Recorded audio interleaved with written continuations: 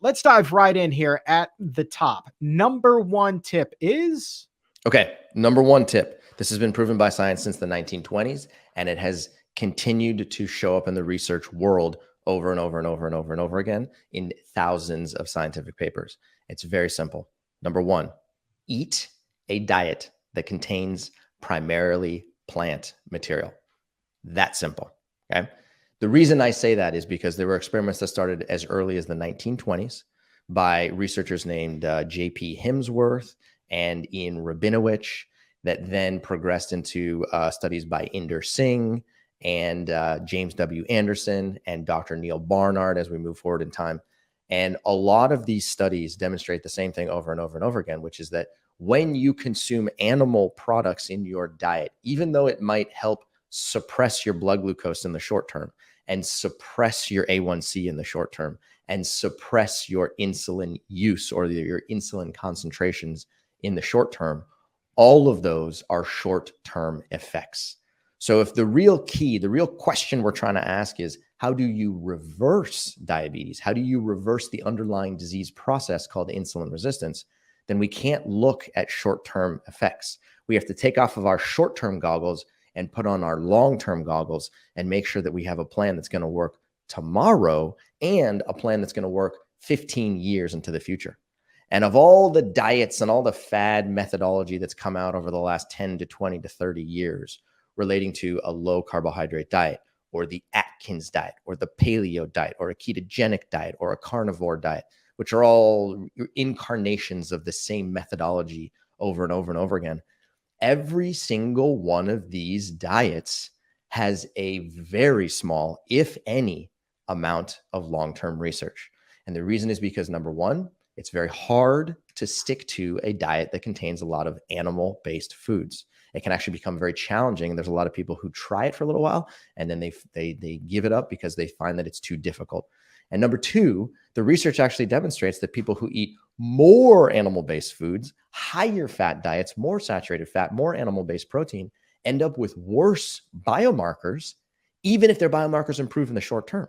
So this same pattern emerges over and over and over again, which is that you can suppress your glucose and your A1C and your insulin levels and your blood pressure and sometimes even your cholesterol levels for the first 6 months, 3 months, 6 months, 9 months.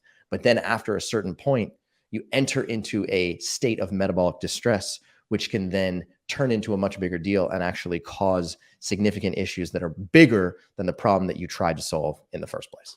All right, man. I want to make like Dr. Emmett Brown and somehow conjure up 1.21 gigawatts of energy and go back in time to the 1920s when this research was first starting to hit the market. How in the world is it now that we're talking about centuries old data and this is still such a novel concept to so many of us? What is this disconnect, man?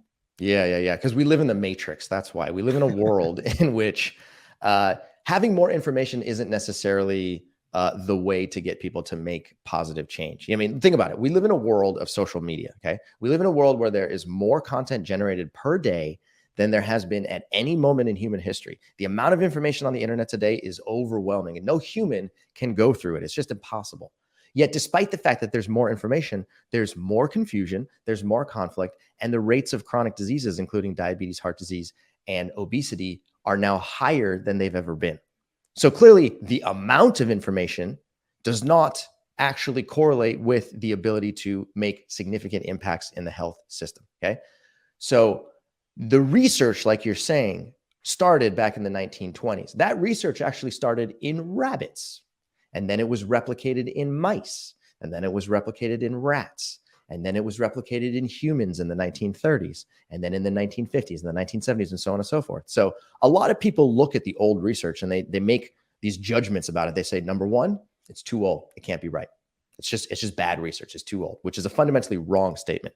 Because just because something is old does not mean that the scientific methodology and the scientific process that was used to create the study in the first place is out of date or is bad, okay?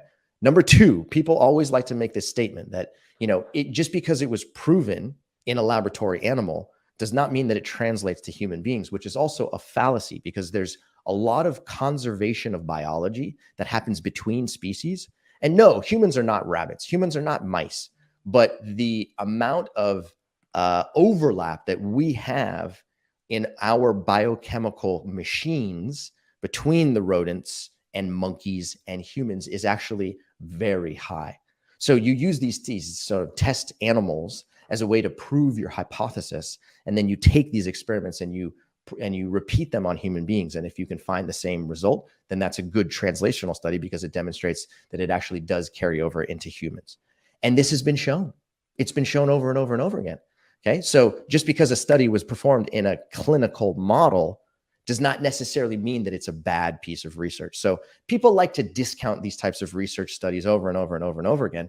But even, Dr. Neil Barnard from the Physicians Committee for Responsible Medicine, and him and Dr. Kaliova have published multiple times on studies demonstrating that a predominantly plant-based diet or a vegan diet or a low-fat vegan diet or some combination thereof improves cardiometabolic disease risk, lowers insulin resistance, improves pancreatic function, lowers blood glucose, and beyond. And yet still, in today's world, people still debate it. It's mind-boggling. It is just absolutely mind-boggling. But you know what? I mean, we just got to keep banging that drum and opening some more eyes. I honestly believe, even though I feel like we kind of operate in our own little health bubble from time to time, and it's easy to put blinders on, I still do feel like on a broader scale, the tide is starting to turn toward a healthier future for a lot of us, because we're starting to see the impact of the choices that we have made over these last 100 years or so, or even less than that.